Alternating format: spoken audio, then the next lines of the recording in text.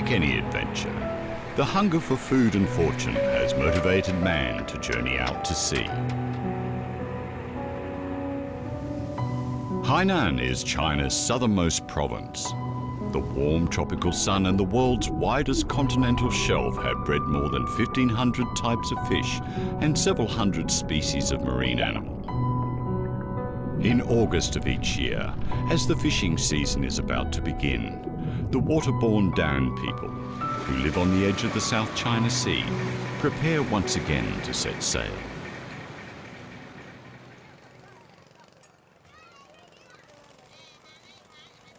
The Dan people are the only ethnic group in China to have made the sea their home. They have lived on boats for 2 millennia. Tens of boats are lashed together, far from terra firma, to form their village. Children are born in this village, and the elderly die in this village. In contrast to terra firma, the position of the Dan people's village is determined not by the land, but by ocean currents, shoals of fish and the wind. Until the 1940s, some of the villages of the Dan people would appear each spring and summer with the southern winds, only to disappear again in winter with the northern winds.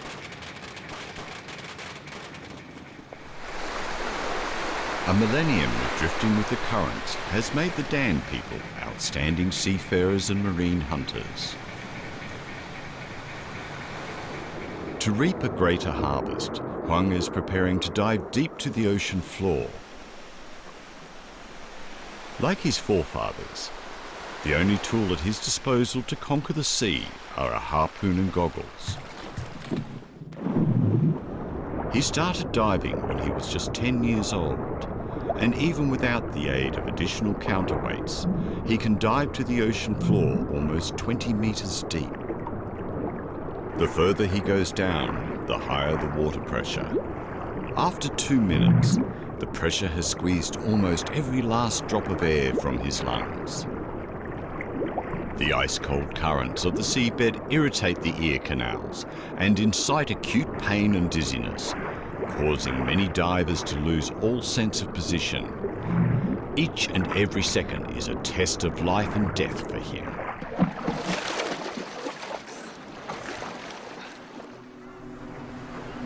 Battles like this are conducted over and over again in every corner of the world.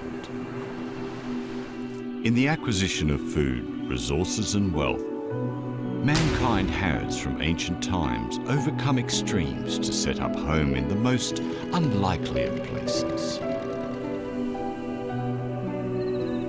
This game of survival, in which the deep sea is turned into lush fields, has changed us. It has also remodeled nature. Man's continuous relationship, confrontation, compromise, conquering and compliance with nature, has cultivated different environmental outlooks in different ethnic groups.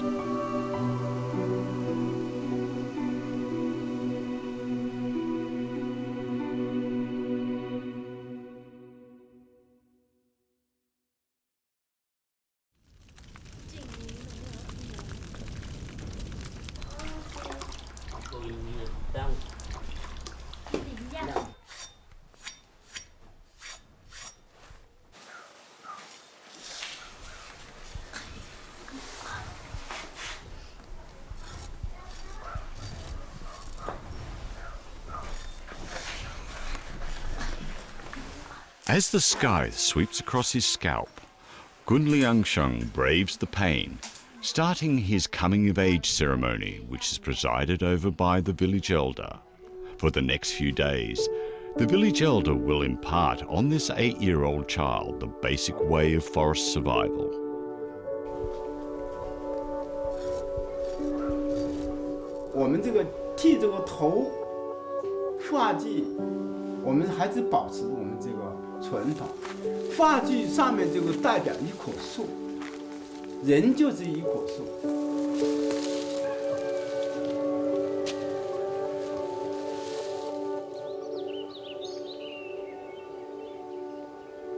Although there are 139 billion trees in China, the average area of forest per capita is only 1/4 of the global average. Today, such greenery is a rare and precious resource in China. The Basha Miao village lies in the southwest part of Guizhou province. Gun Liangsheng and his clanmen who live here are among the few ethnic groups in China to have retained their forest lifestyle.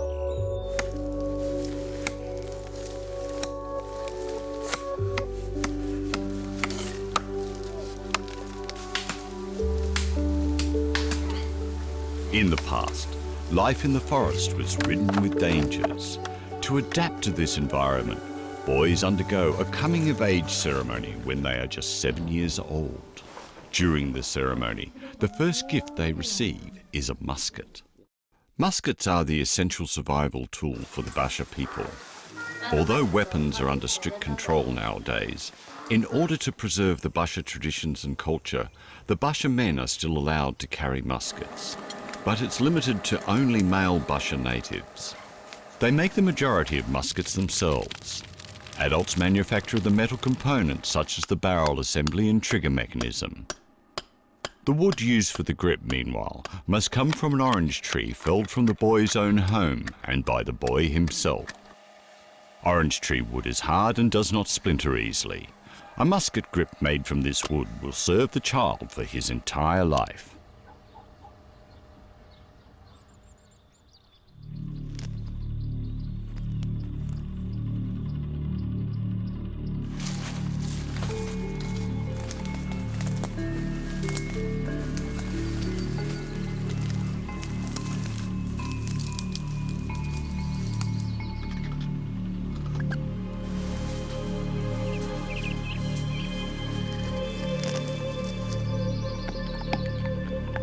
Gun Liangshen's first lesson in hunting is delivered by the village elder. Because of the poor conditions, they cannot reproduce the rifling patterns in the barrel of the musket during the casting process. To shoot an animal, therefore, they have to lock onto it using their sense of hearing and smell, as well as their sixth sense. Their ability to assess risk is perhaps even more important than the firearms and shooting skills. 6 kilometers from Basha Miao village lies Kongjiang County. This is where Gun Liangshen's father works. For an 8-year-old boy, the city without doubt offers more temptations and attractions than the Miao village.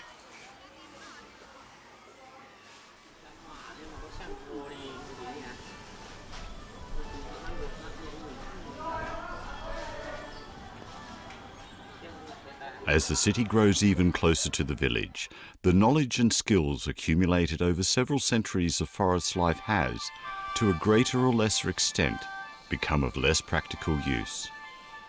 When his own father removes his headgear to head into the city for work, why should he follow the village elders in learning ways to survive in nature?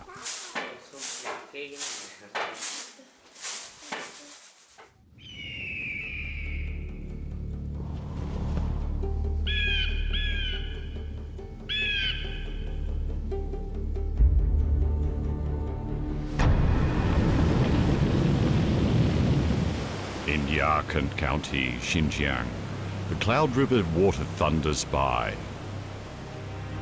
The annual floodwaters spill over the arid bed of the Tarim River.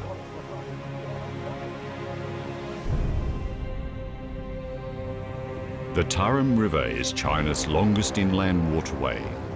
Its source lies in the snow-topped peaks and glaciers of the Pamir Mountains. After an arduous journey of more than 2,000 kilometers, it tails off into China's largest desert, the Taklamakan Desert. In Xinjiang, the Tarim River is called a runaway horse. Each summer, as the temperature rises, the melted water from the snow and ice, facilitated by the potential energy of the mountain, flows down with great force. The violent crest of the floodwaters cuts through the soft soil of the oases. As soon as the water escapes from the riverbed, neither bank can prevent the villages from turning into an ocean. Karjak village lies on the banks of the river. To defend themselves against the floods, the villagers construct dams from tree boughs. The tree bough dam is a simple kind of hydraulic engineering. First, 3 tree trunks, each 3 meters in length, are lashed together with wire to form a cone. Then, the inside of the frame is stuffed full with leaf-covered branches.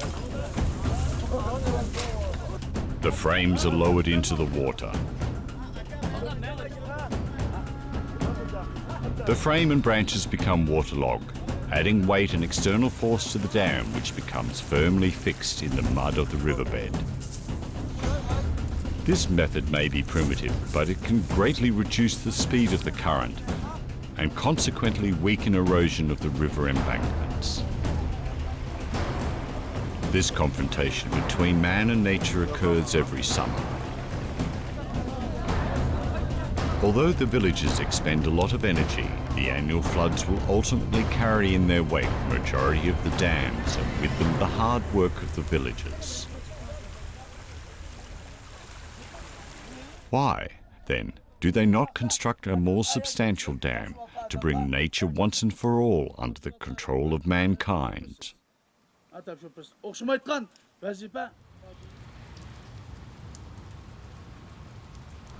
Subduing nature to the control of man is not just a job for Bianju, it is his mission. Bianju's home is in Lhasa, Tibet. The lofty Himalayas block the warm and moist air currents of the Indian Ocean. Lhasa lies in the valley of the Yarlong Tsangpo River, but is arid with little precipitation.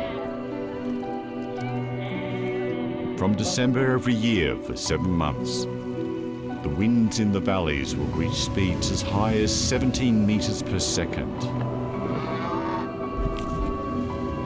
Even the yak is unable to withstand the force of these winds, which whips up gravel to fill the skies. Once the dust has settled, the snow peaks turn into the Gobi Desert. 风大的时候，早上风就这样，东北来的。 全部就这样冲过去的。下午还有6点7点的时候，鸟棚就这样，西边来的就这样，把树根子他们挖到了。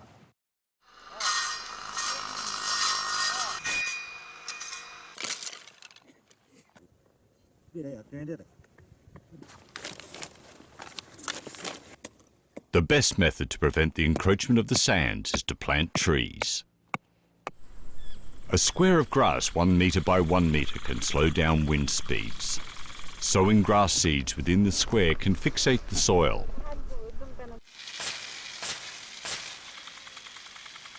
Once the soil layer is stabilized, cuttings can be planted in the soil. After about 3 years, hundreds of thousands of saplings will be ready for cultivation.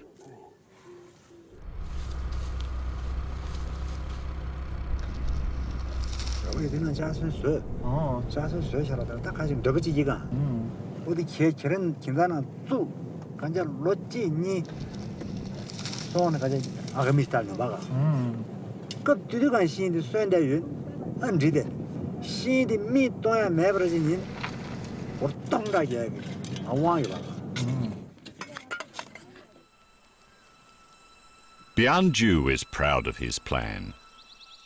His ambitious plan, however, may disrupt nature's most mysterious of laws.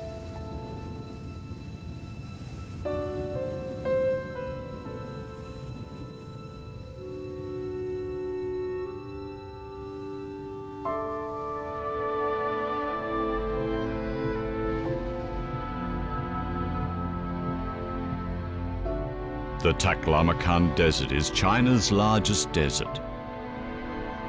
Sand dunes stretch as far as the eye can see. The land is as desolate as the surface of the moon.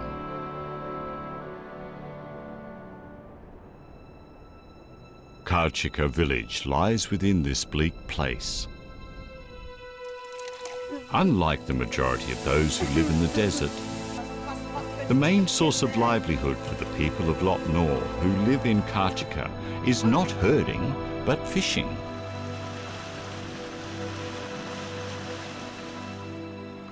The poplar is hollowed out to become the Lop Nor people's fishing tool, the dugout canoe. Over the centuries, this dugout canoe, which travels faster than a bird can fly, enabled the people of Lop Nor to acquire food. But more importantly, they were able to obtain inorganic salt, scarce in the desert, from the fish, as well as many other essential micronutrients.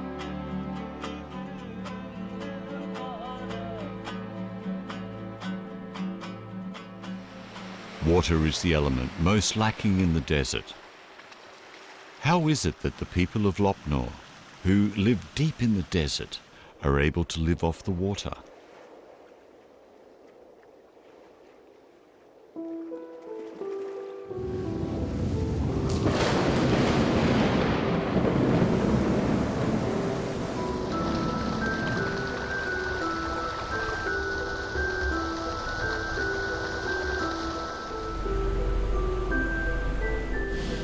Floodwaters rage down from the upper reaches of the river, crossing the dunes and covering hundreds of miles of desert to form floodplains.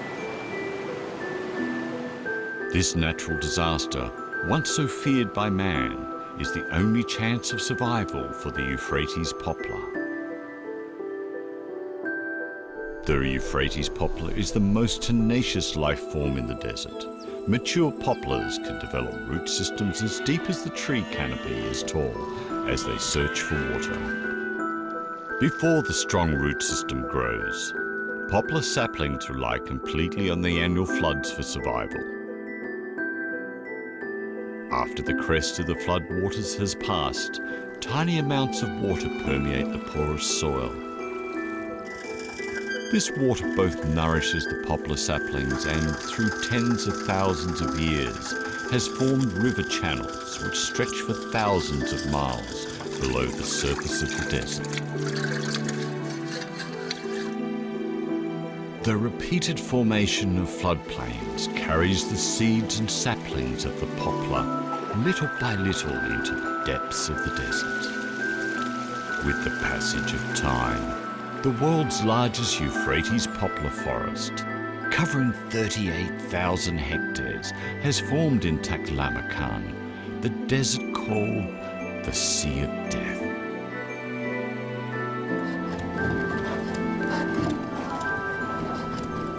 The Euphrates poplar's ability to conserve water enables man to fish and hunt in the depths of the desert.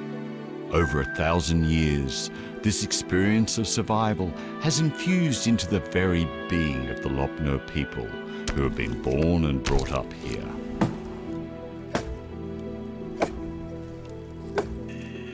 When they die, their body is laid out within the canoe that they used throughout their life.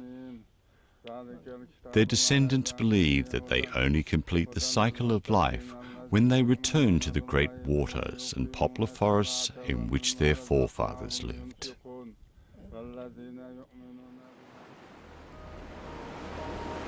Nature's splendor and scale is far greater than humans can conceive. Nature traverses time and space to form a cycle of life. Within this cycle, it manifests its own rules in the most unexpected ways.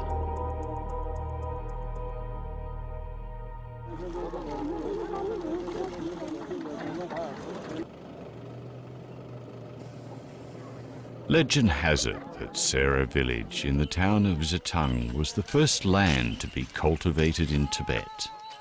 Only a river separates this place from Bianju's sapling nurseries.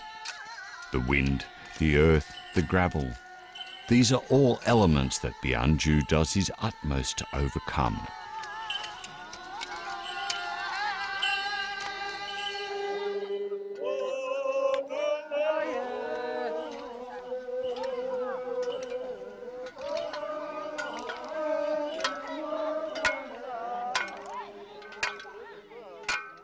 In Sare village, however, They were to become the most treasured gifts from heaven. As the wind abated, gravel, minerals, and the remains of wind-beaten flora and fauna were deposited to form soil on which man scattered seeds and gathered the harvest. Such farming formed the basis for the earliest civilization on the plateau.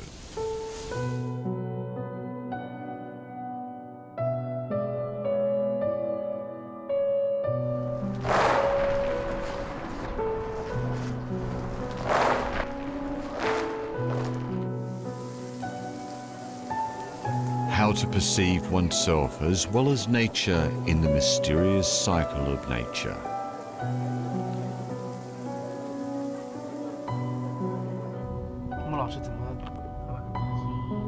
Chen Shushin is 12 years old. The special living environment around her means that she has to start thinking about this profound question from a young age.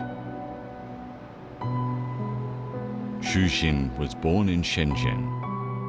After only 30 years, the city has rapidly expanded from a small fishing village to a mega-city of 10 million people.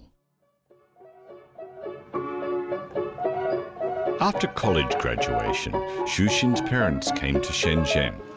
After they dedicated their youth to the city of immigrants, they have enjoyed success, prosperity in life, and have the ability to provide the best possible education and quality of life for their child.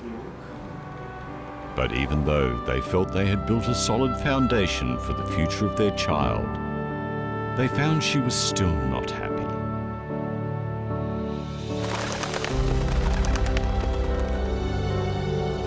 The black-faced spoonbill is the bird emblem of Shenzhen. It's called spoonbill because of its characteristically long beak. There are a total of 6 subfamilies of spoonbills around the world. The black-faced spoonbill is the only subfamily listed as an endangered species. While living in the same city, at the age of 6, Shushin's first encounter with this bird, also known as the black-faced angel of birds. When she saw an adult spoonbill mother, instead of being in the woods, being in the concrete jungle and trying in vain to find a home for her chick, she began to cry. Since then, finding a home for these chicks became her biggest wish.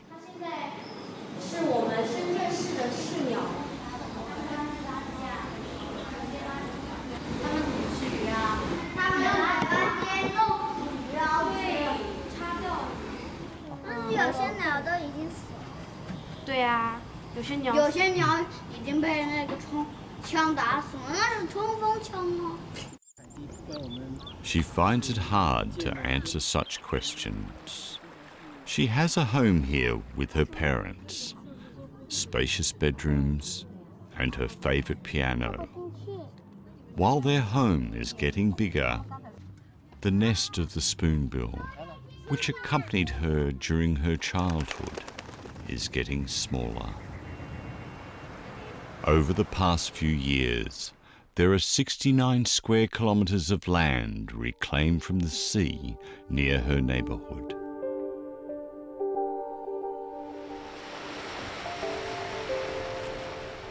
Her father founded a non-profit organization because she begged him to, the purpose of which is to clear the garbage in the ocean with the use of diving equipment. Although in Chen Shushin's mind this is far from enough, but at least it can leave the spoonbill babies a clean place to grow up.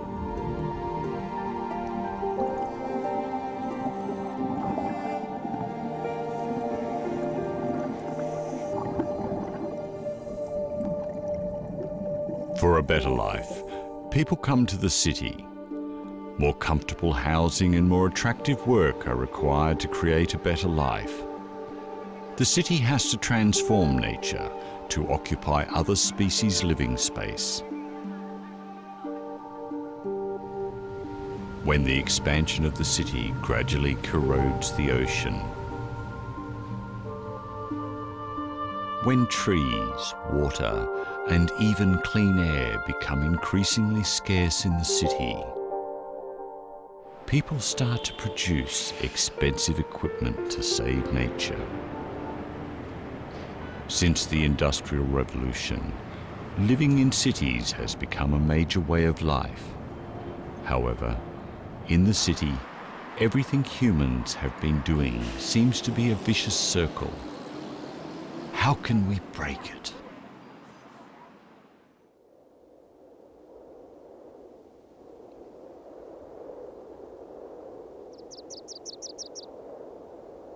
Wudong Mountain is China's most famous Taoist shrine. The 72 peaks gather the streams flowing in the lakes and forests here.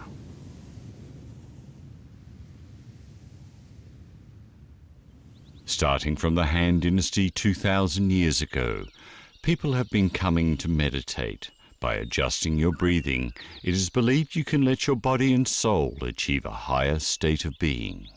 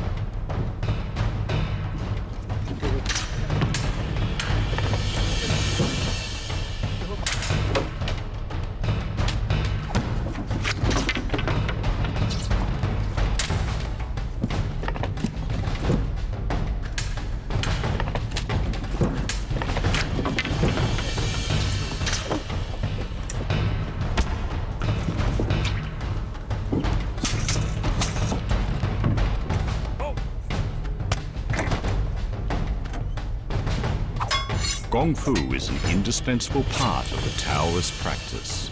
A mentor often imitates animals, plants, or even clouds and water to design special Gong Fu movements.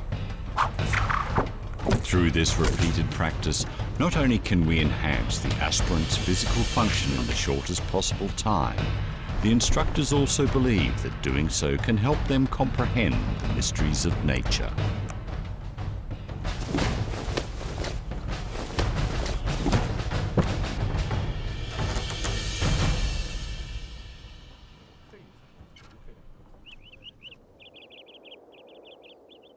I'm also a PhD student in anthropology at the University of Alberta in Canada.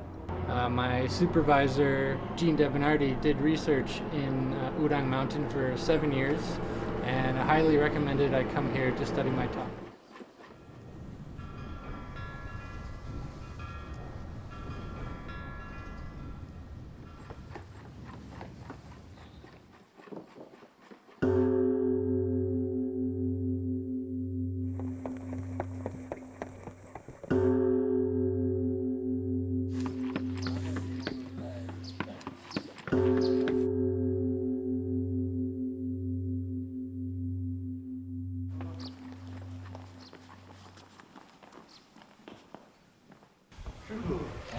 I've come from very far to learn Wudang Wushu. I've been training for 1 month, and I would like your permission to join the advanced sparring class. I think you just training 1 month. I think it's hard for you to join this class. I've trained very hard for this month. I'll do whatever it takes to join the class. You should know that when they're training, they are fighting, they have good coordination. Otherwise, you get hurt, you get hurt. Maybe happen. My body's strong, I can take it. If you want to try, I will test.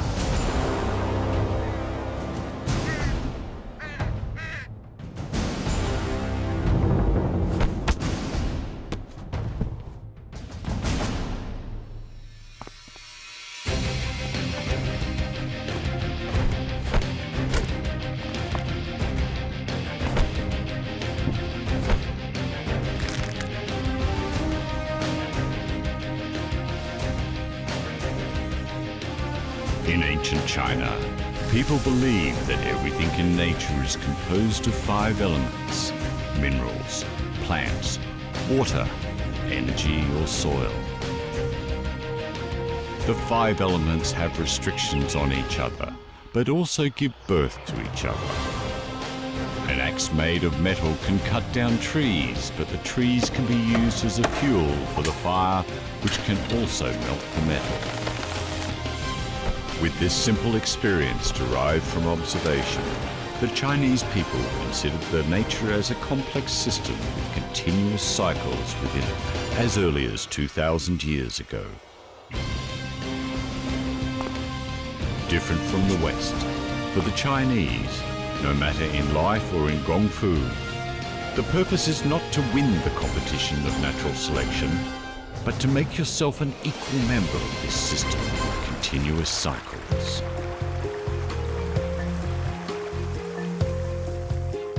In Chinese culture, this pursuit is called being at one with the universe.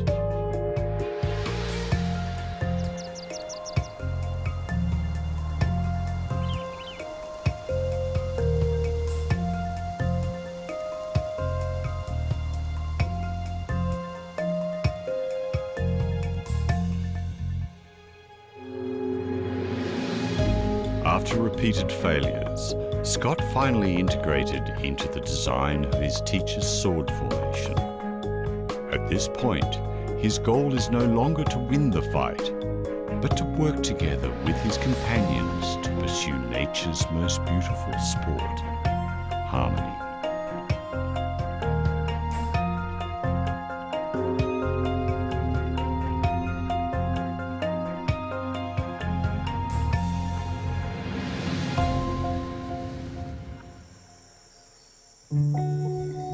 Luoping of Yunnan is located in the Tropic of Cancer. Sufficient sunshine, water, and the fertile soil make Luoping the first place in China where the canola flower first came into blossom. Dotted with scattered conical peaks, 132,000 acres of canola are spread out in a vast expanse of flowers.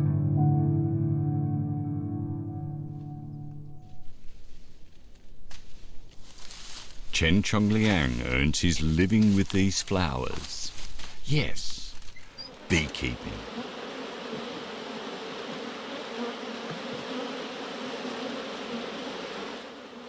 一箱蜂啊，看蜂是强的，强的可以采到个5、6公斤，如果弱的呢，有可能就是半公斤、1公斤左右。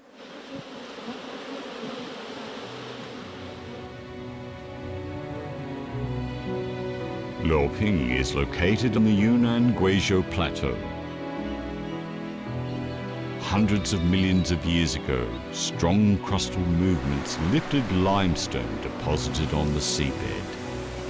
Hundreds of years of water erosion has resulted in the gradual loss of calcium carbonate in the rocks, which finally led to the gorgeous karst landforms.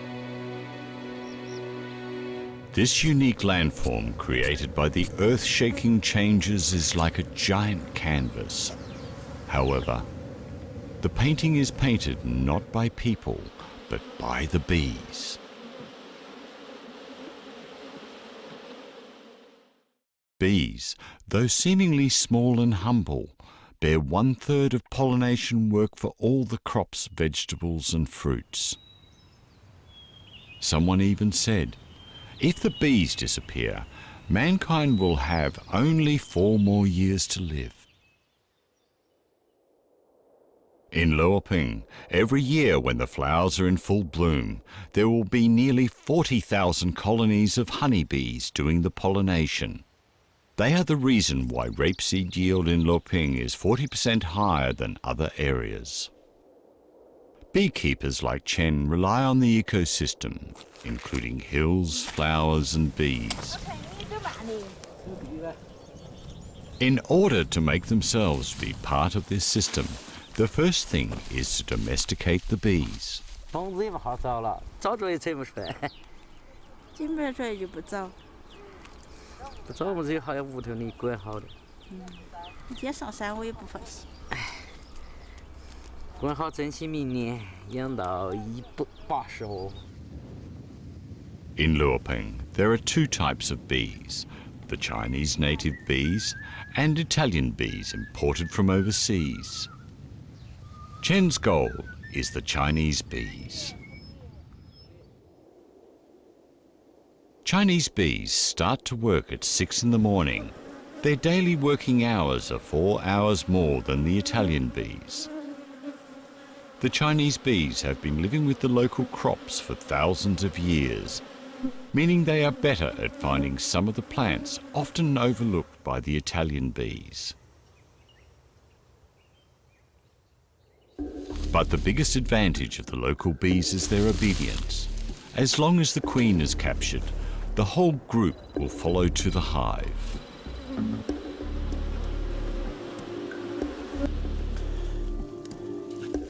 In the wild, to avoid predators and other groups of bees, different colonies live far apart. The honeycomb is often hidden in the cliffs.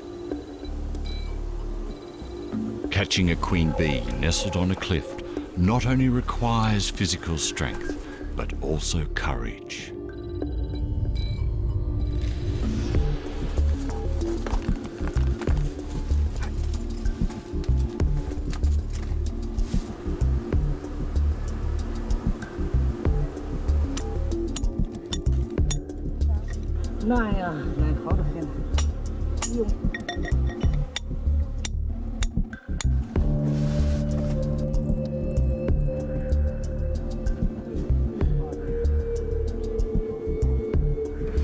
Smoke can appease the restless bees, making them less aggressive.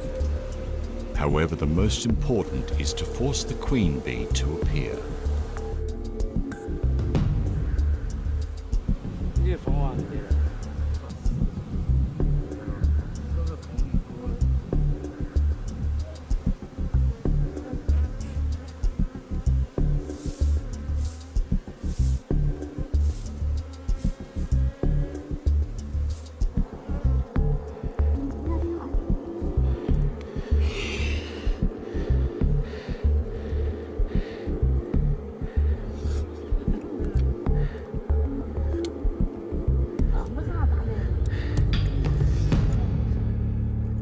Chen finally brought home the hard-earned bacon, or rather, the honey. Compared to the natural evolution of millions of years, his efforts might be negligible. However, it is because the humans keep doing work in a negligible way that they manage to minimize the conflict between man and nature. Harmony is not deifying nature, nor is it to see the human as superior than other creatures. It's to find a place in the circle of nature for everything.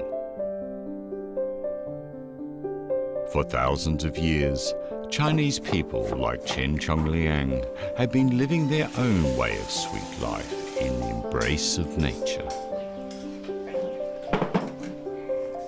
With their hard work, Chinese people live a harmonious and sustainable life and achieve unity of man and nature.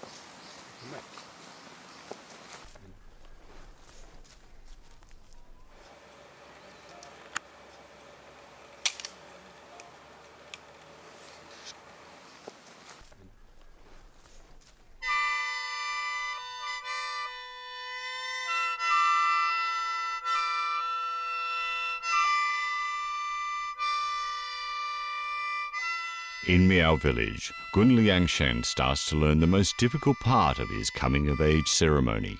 He has to learn to play the sounds of nature with this instrument made from fur and bamboo.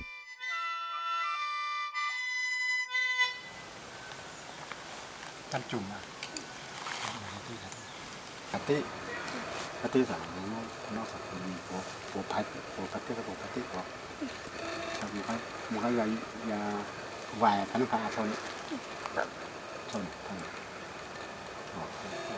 nó sẽ tăng trưởng chỉ đẹp của là tàn.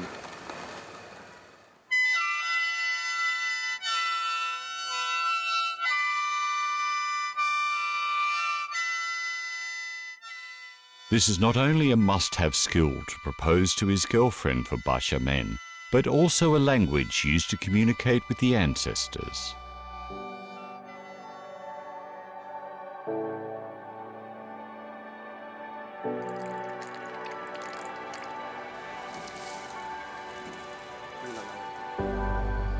When a Basha person is born, he chooses a tree as his substitute in the forest. When he dies, he is buried under the tree. There are no graves in their villages. For children, every tree in the forest is a relative. They refer to the trees as our grandfather, grandmother, elder, or forefather.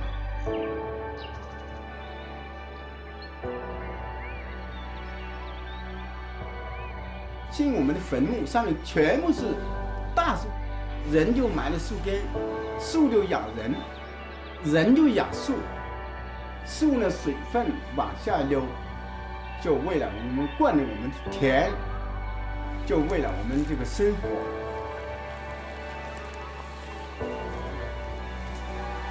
Perhaps ancient skills become of less practical use today. However, wisdom accumulated in the passage of time can still guide our lives. Maybe by the time we cross the boundaries between man and nature and connect to each other, there will be more green in our life.